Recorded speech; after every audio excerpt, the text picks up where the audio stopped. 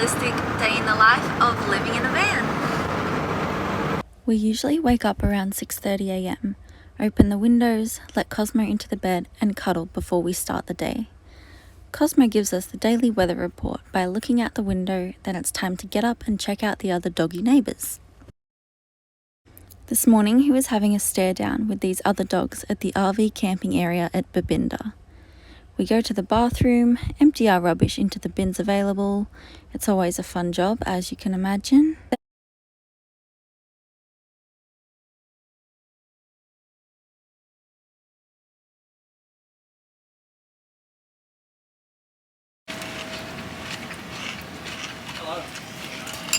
Hi, how you going? Right.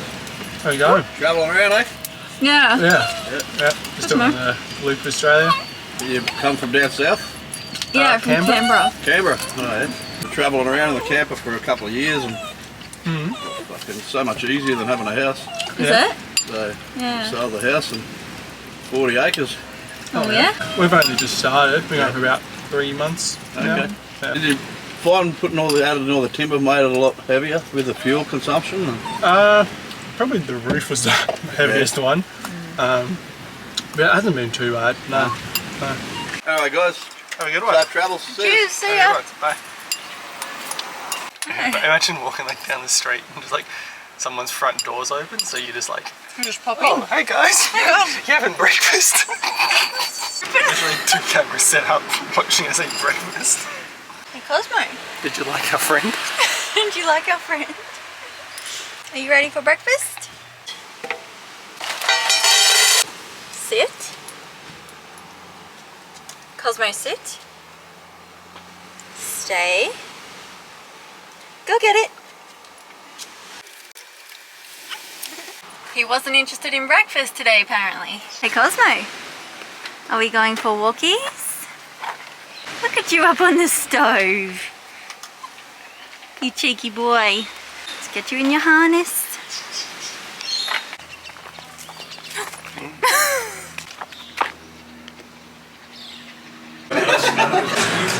Growing up together, and I just think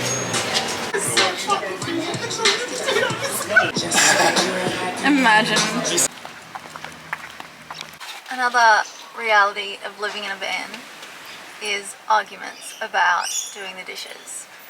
Because I just lifted up the tub and it's about half full and it takes about 3/4 of a tub to do the dishes. And if we overflow it, all the gross dishes water with all the bits will go all over the van and it's not a fun time to clean.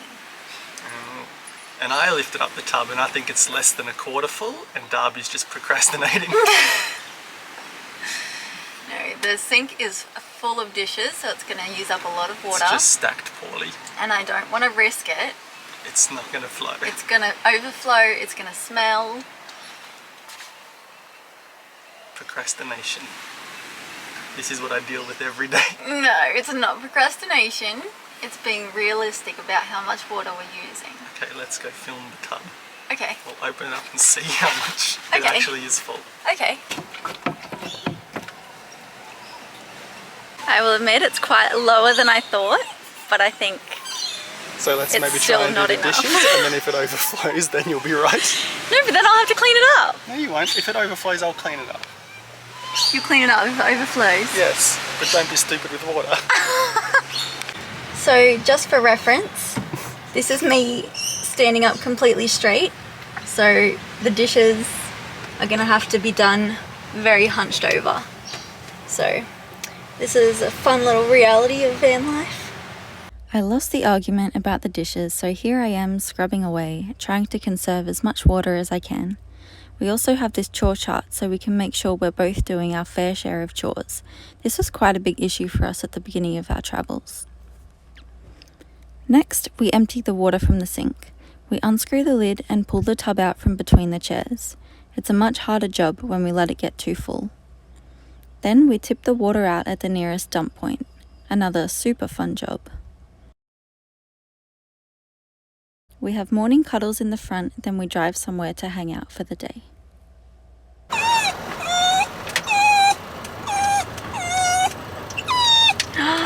Fun! We're at the beach!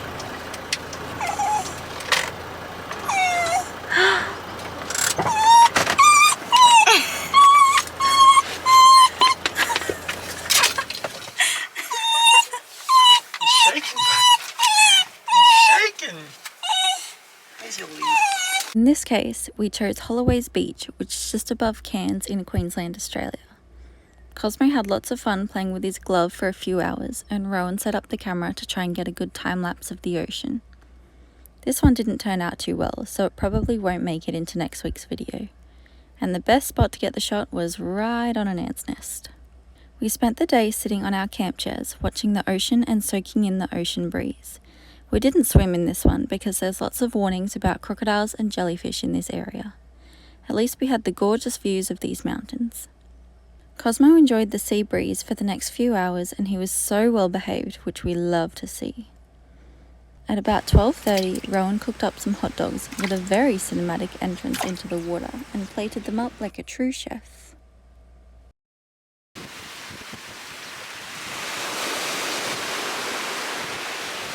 After lunch, we walked along the esplanade at Holloway's Beach, saw some cool palm trees and found some exercise equipment to try out. Fine bag. Hey Cosmo! Jump on! Come back. Come back. Come on.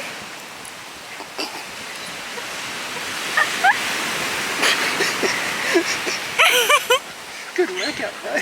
Good job! Oh, you made this look really easy. Nice. Come on, you got more than one.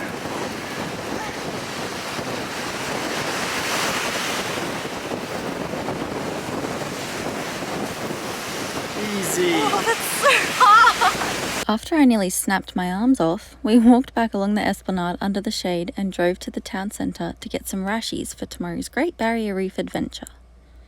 When we go to the shops, we try to go one at a time, but lately we've been teaching Cosmo to stay in the van by himself for short periods of time. We leave the fan on and make sure his water bowl is easily accessible. We've started to film him to see what he gets up to, and it's mainly just looking out the window and sleeping. We have dinner around 7 p.m. and tonight's feast was pasta with eggs, and Rowan added mushrooms to his bowl. Voila! And our nightly routine lately is to watch Jeopardy. Don't knock it till you try it. We hope you enjoyed this realistic day in the life of living in a van. Rowan's just in the gym at the moment and we've just got to pack a few things for our reef tour tomorrow. But I am feeling so tired. It's 9:15. Got to get up early in the morning and yeah, that's about all. See you in the next video. Bye!